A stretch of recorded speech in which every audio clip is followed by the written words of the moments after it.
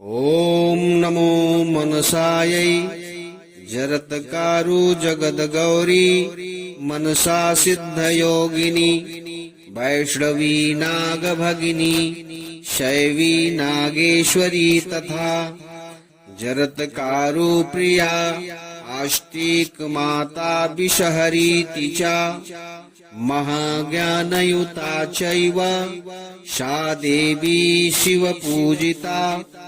द्वादशैतानि नापानि पूजा काले च यः पठेत तस्य नागभयं नास्ति तस्य वंशोद्भावस्य च नागभीते च शयने नागग्रस्ते च मन्दिरे नागच्छते महादुर्गे नागवेष्टित विग्रहे इदं स्तोत्रं पठित्वा